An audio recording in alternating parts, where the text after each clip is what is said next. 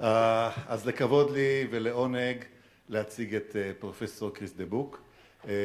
פרופסור דה בואק חברה ועמיתה כבר הרבה שנים, והיא מנהלת המרכז ל-CF בבלגיה, באוניברסיטת לובן. מרכז מאוד גדול, מאוד ידוע, מאוד מוביל בטיפולים ובמחקרים. יש להם בטיפול למעלה מ-350 חולים במרכז שלהם. פרופסור דה בואק אחראית על הרבה מאוד מחקרים שלימדו אותנו הרבה על הטיפול ב-CF. היא הקימה לפני מספר שנים את ה-CTN, שזה ה-Clinical Trial Worknet, שזה בעצם רשת של מרכזים שיעסקו במחקרים קליניים, בניסויים על תרופות חדשות. זה היה תהליך לא פשוט לאחד מרכזים בשפות שונות, במרכזים שונים באירופה, ועכשיו הרשת הזאת עובדת, יש למעלה מ-30 מרכזים חברים ברשת הזאת, ומובילים מחקרים רבים בנושא של CF. ובשנה האחרונה היא נבחרה להיות נשיאה של ארגון הCf הארופאי, תוביל אותו במשך השש שנים הבאות, עם כל האתגרים הרבים שיש בזה, ואנחנו מאחלים לה בהצלחה. And thank you very much for coming here and to share with us your knowledge. Thank you very much. I'm quite impressed with Israel and also with your Israeli doctors and your Israeli hospitals. I must say from the bottom of my heart, I'm certain you are in very, very, very good hands here. I actually made a quite simple speech. Now, it will not be as funny as yours, that is for sure, but I even think it will be too simple. So if it is too simple, I'm sorry. But I think that sometimes the main messages come across better when we keep them simple. So if it's too simple, I'm sorry. A question that we often get asked by our patients is, why do patients with cystic fibrosis get infections so easily? And I think that we could also turn it around. How is it possible that we can keep our lungs without infection the entire day? Because we breathe loads of air in, and the air is not clean. There's bacteria, there is dust, there are all sorts of things in there. Well, in our lung, we have a sort of rolling carpet, and the rolling carpet, anything that doesn't belong in the lung, sticks on the rolling carpet, and the rolling carpet moves it up. Well, in case of CF, the rolling carpet doesn't roll. So whatever we inhale stays there, the sticky secretions, because in my language, I come from Belgium, we call this disease the disease of the sticky secretions. And that is why we cannot keep the lungs clear. Then the other thing is, and I'll come to that in a minute too, bacteria that are in the air are very, very clever. And they sort of change, and they think, oh, I found the perfect hiding place in the lung. I really like it here. And apart from this rolling carpet, we also have what we call natural defense mechanisms, sort of mini guns here and there that we need to produce in the lung to make sure bacteria are killed and then get out of the lung. And they have strange names, like here I put hypothiocyanates and defensins. And then on top of that, the acidity in the lung has to be quite correct, or these defensins that defend us against infection will not work. So lots of things are different in the lung of a person with CF than in a healthy lung, and that is why infection, time and time again will occur. And even the normal protein, if you don't have CF, you have a normal CFTR protein. The bacteria, certain bacteria, especially Pseudomonas, they stick on it. It is eaten, and we kill it that way. So very many reasons why we have infection in the lung, and that is really the major problem and the biggest problem of patients with cystic fibrosis. What type of infections do patients get? That's then the next question we get. Well, here you see all these fantastic names, and sometimes you need to practice or be a comic to be able to pronounce all that. Acromobacter xylose oxidans, difficult names. So also non-tuberculous mycobacteria, I could hear that. Dr. Bentour talked about abscessus. Yeah, that's one of these bottom ones. But the main message there is we have one very good model to study cystic fibrosis in an animal, and it is a pig. A pig with cystic fibrosis, and it really gets the same type of lung disease as patients with CF. And that is why we know from this model that it's not just one bacterium that causes infection. There's major ones like Staphylococcus in young children, and there's major ones like Pseudomonas in young children and also in older patients. But it's a long list, and every patient with cystic fibrosis is different, so one patient will have more infection with this, another one will have more infection with that. The other worrisome thing is that bacteria, they are really small. You need a microscope to see them, but they are extremely intelligent. And we only learned that over the last 10 years. These bacteria, they actually talk to each other.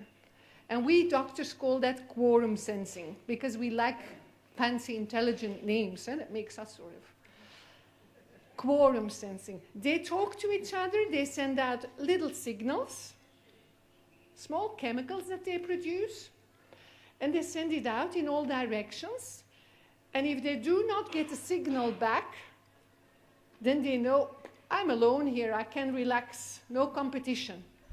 But if they also get signals, then they think, oh, there's more of us here. We might have to fight for food. We will have to be more aggressive and think of plans on how to survive here. So that is one of the ways that why we can say they are smart. Would it be possible to interrupt that? Of course you can do that, but in English. Oh, you mean, will we, oh, sorry, I misunderstood you. Natuurlijk spreek ik Nederlands. Yeah, okay. I'll get to that. So he was asking me, can we disturb the quorum sensing? Well, that is one of the newer ways we hope for in the future. But I will tell you mainly now why these bacteria are such worrisome things, and in the end I will say we will have other strategies than antibiotics, and I'll come back to it. Very good question. They make a protective coat, they put on a big winter coat, and then the antibiotics cannot reach the bacterium because there's no way to get through this winter coat. They hide in difficult places, like in the sinus. We have these little side things in our cheeks, and we have the upper airway and maybe also the diverticula of Dr. Efrati. They hide. And so the antibiotic has trouble getting to it. And they think of many ways to evade the antibiotic, for instance, and that is their smartest way. We call that efflux pump, but it's really the antibiotic comes in and they spit it out. It's like a vomit. The antibiotic comes in, they vomit. They think, this is bad for me, I vomit. Efflux pumps. They change their coat, and the antibiotic cannot work because it interferes with sort of how the coat is made. Different coat, antibiotic doesn't work. They destroy the antibiotic. So very many ways on how the bug is really smart, and we doctors and patients, thank you for the questions, have to try and outsmart them. A question we often get in Belgium from the younger parents is, doctor, but you tell me my child has lung infection, but he doesn't look ill. He plays, he's active, he's running around. he's not ill. I know when somebody has pneumonia, they are sick in bed, they are really feverish, but it's true, CF is what we call a chronic disease. It's not an acute disease. It's sort of little by little, but always in the bad direction, annoys you. So the damage to the lung is a very, very slow process, but steadily, always a little bit more. I often tell the patients like a big table, and initially it only takes sort of a very small corner of it, and then it takes a little bit more, and then a little bit more, and even a little bit more. So that's why it is annoying. And then cough. The first thing we'll see is the child will cough. It will not be a terrible cough, but it will cough. And the trouble is, you get used to chronic symptoms. So if a patient coughs and he coughs all the time, well, you don't make much of it because he doesn't have a fever, because maybe the family doctor listens and says, I don't hear anything wrong in the chest, because that's true. I often tell our young doctors we can sometimes throw away the stethoscope because it's not telling us the right thing. When we listen, we don't hear it, but when the parents say the child coughs, we have to be alert and think of infection. And then the other thing why the child isn't sick, and that's a good thing, or doesn't look sick, that's a good thing, the bacterium stays in the airway. It does not go across the airway, it does not go in the blood, it stays in the airway, and that's why it can do a lot of damage little by little by little by little by little, but not make you enormously sick unless very rarely with fever and really not feeling well. But when you look closely, also in young children, the damage to airways occurs on a chest X-ray or on a CT scan of the chest. We can see it from early age on. And infection and inflammation, also when a sample is taken from the airway, it truly is there. It's not something in our minds, unfortunately. And then, of course, I will be talking on antibiotics, but the thing is, can we do nothing else but antibiotics to treat lung infection or to prevent lung infection? And then I'm sorry, I'm going to disappoint you. See what comes up first. Chest physiotherapy, extremely important. Boring, boring, boring, true, but extremely important.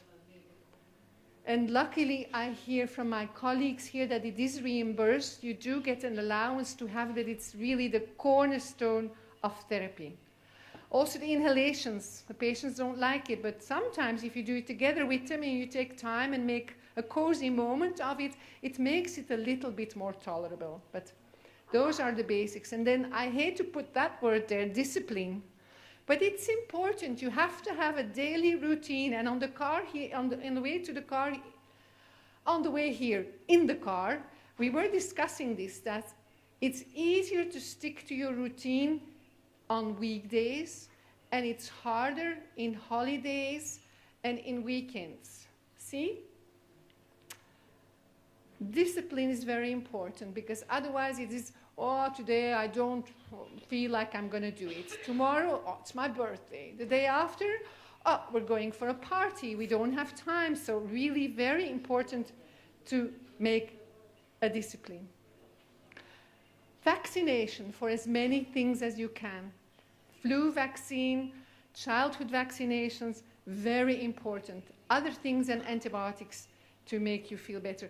Good nutrition.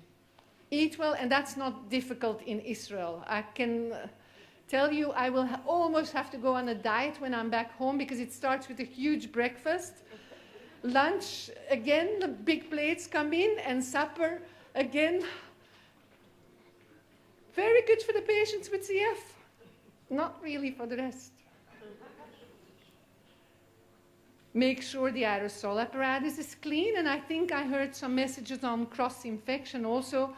But there is no need to clean your house the entire day. In Belgium, many of the mothers get totally obsessed with cleaning, cleaning, cleaning. Clean the aerosol apparatus, that's not a natural thing. For the rest, routine hygiene is fine, but don't be a slave of cleaning, cleaning, cleaning. And avoid contact with other patients. It's true. Avoid contact with other patients. I'm sorry again. We learned that the bad way. Often, especially with young kids, the parents will ask us, well, it's a viral infection, no? Other children get viral infections too, and I know an antibiotic doesn't work for viral infections. It's true. Children with CF and older patients too, they get viral infections. We think even a little bit more often than other people, but the virus opens the way for the bacterium to either come or to grow better or to annoy you. And we say sometimes they wake up the bacterium. And I'm not sure whether soccer is so popular here as in my country. And I also heard that your team is going to fight our team in soccer soon. Yes? Yeah? I hope we will win, of course. Huh? But I will behave, because that is why we say it's sort of the hooligan theory. And what do we mean by hooligan theory? Well, if you all stay here nicely, everybody in his chair, order.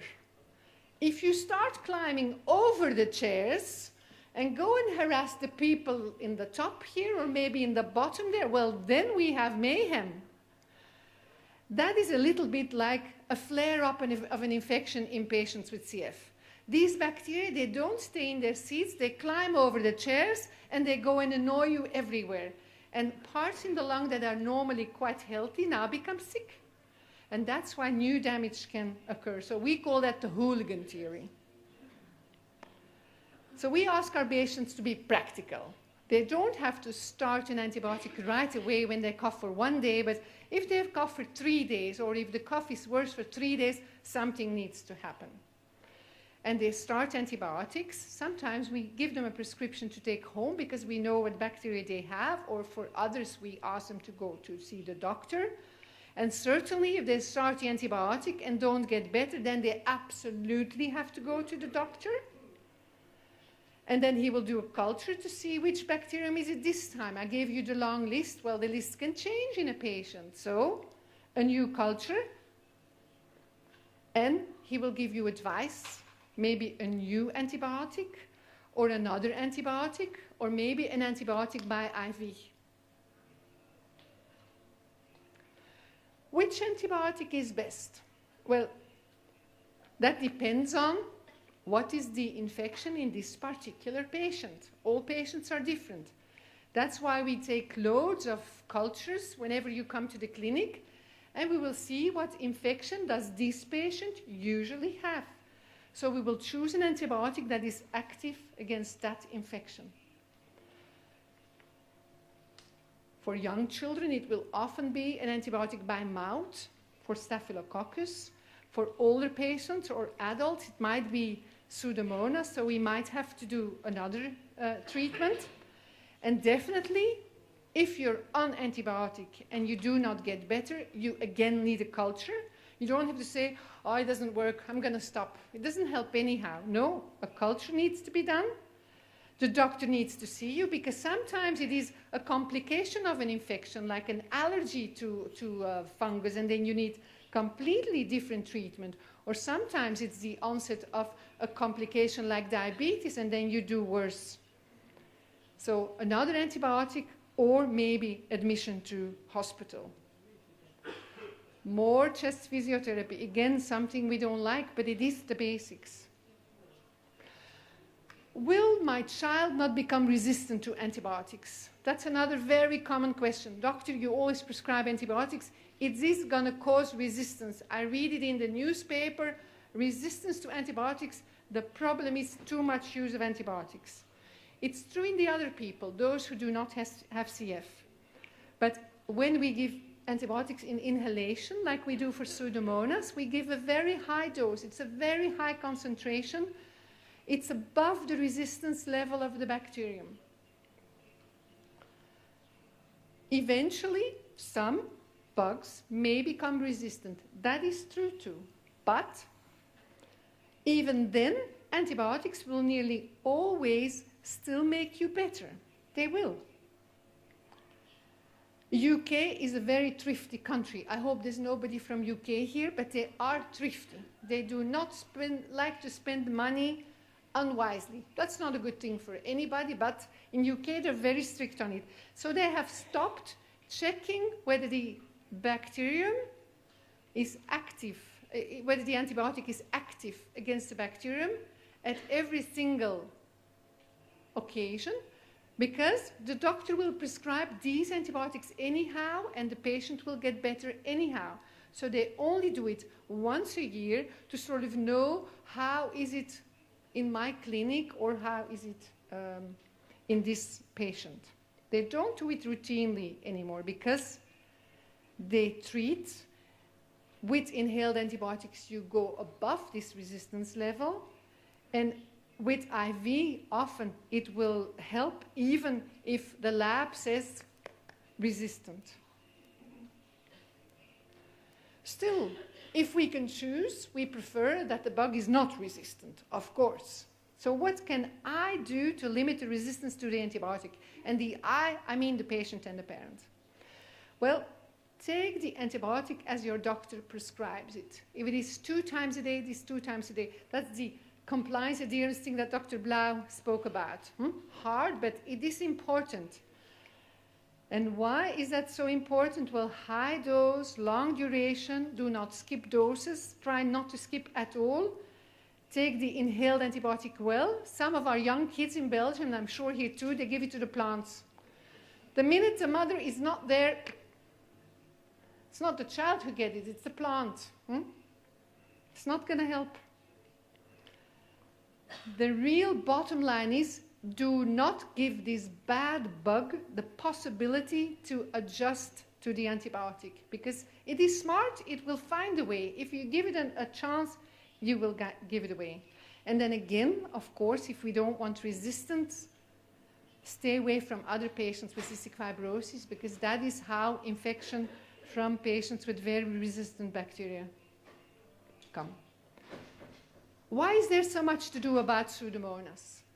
Well, when you become infected chronically with this Pseudomonas bacterium, most of the time the lung damage will increase faster. That is why we try to avoid that as long as possible. The other thing is, we have good programs to try and make sure that these bacteria stay away as long as possible. And what are these programs? Well, number one, we check in the clinic at least every 3 months, or when the patient is ill, is Pseudomonas there or not? And second, when we find it, we treat it long enough with the right dose, oral, inhaled. There's different programs, but a good treatment. And also, this is a reason why you cannot mix with other patients, because they might have Pseudomonas and you don't have it. The Belgian mothers, I'm sure they're not different from the Israeli mothers. When something is wrong with their child, they blame themselves. It's like, what did I do wrong? I didn't clean enough. Father as well. I got that comment in France too. Thank you. I'm very happy that there's very concerned fathers here too. But sort of to go to the inside, I think the women do that more often than the men. At least in Belgium. Don't know in Israel. So it's not your fault. Pseudomonas is really part of the disease cystic fibrosis. And Pseudomonas is everywhere. It's in the water, in the sink, in the gutter, in the washing machine. You can find it everywhere where water is. And patients with CF, they are just, because they don't have these normal defense mechanisms, very, very, very sensitive to get this Pseudomonas bacterium. So it's really not your fault. You didn't do anything wrong. It's part of CF. And to sort of put that in perspective, if you are negative, you don't have Pseudomonas, of all these patients, 20% every year will get a new Pseudomonas infection. Most of the time we can treat it and it goes away again, but sometimes when we have treated and retreated and retreated, sometimes it stays. And then it's time to think on chronic suppression of Pseudomonas, and then it's again inhaled antibiotics. Every morning, every nighttime, or if you get the new medicine, it's even 3 times a day. It's fast, it's good, it's new, so it's a good new broom, but you have to do it 3 times a day. What are the best antibiotics for an intravenous infusion? Well, we have many choices, luckily. There's many antibiotics there. We use at least 2, again, to avoid resistance, 2 at the same time. If Pseudomonas, it's another one. Then if it's Staph aureus, or Achromobacter, that's also a bad one.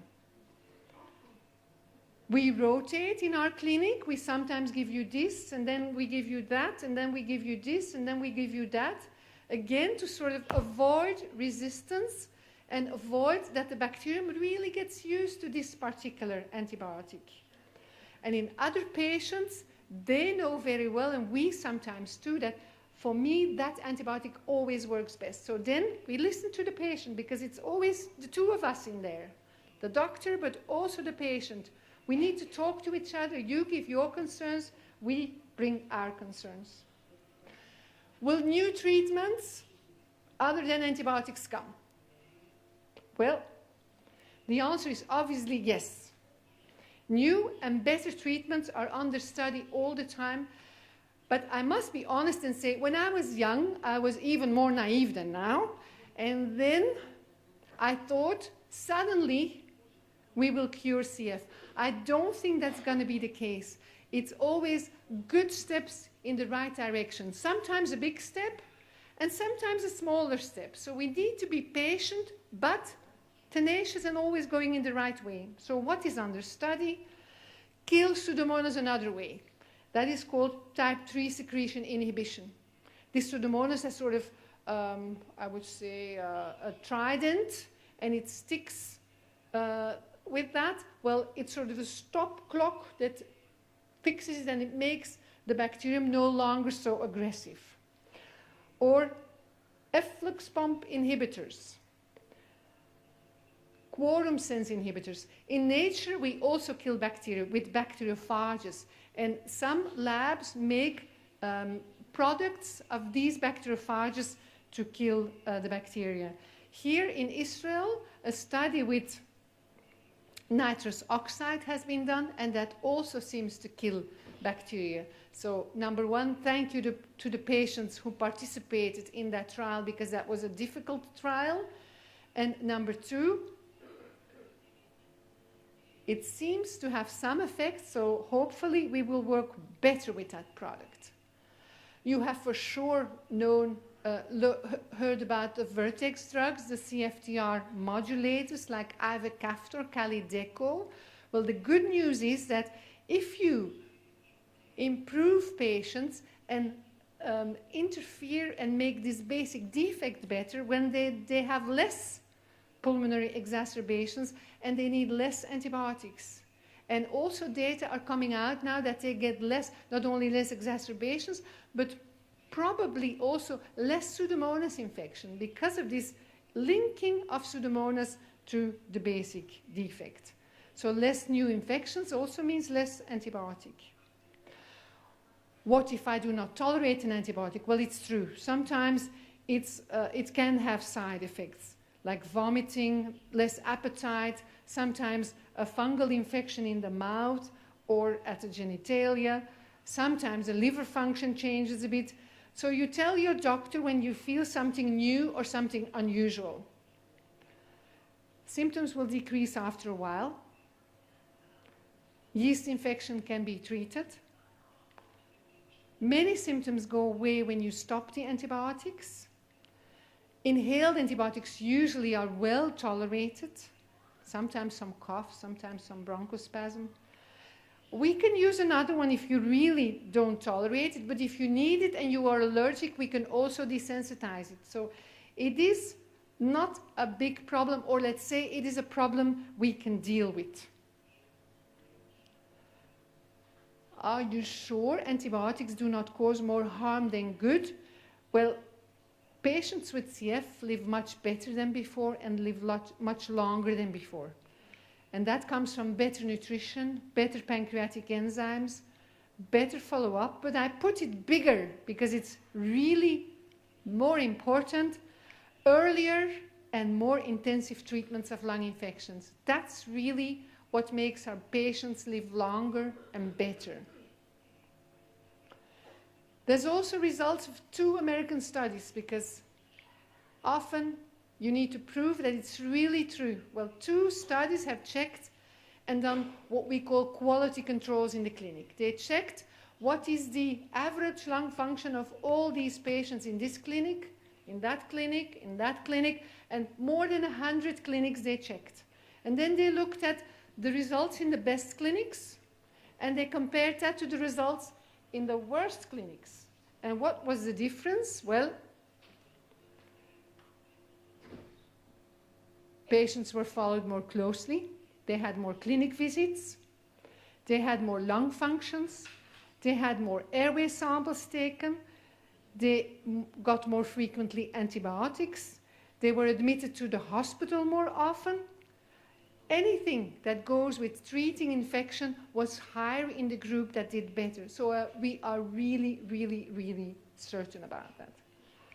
So this is my last slide. When your doctor next proposes you to start antibiotics, please try to take it as prescribed. Take it as long as you need to, the dose that you need to. Do not worry too much about the antibiotic. It's really the bug and the bacterium that is the enemy, not the antibiotics. For now, antibiotics are really, really, really important. Please make good use of them. Thank you.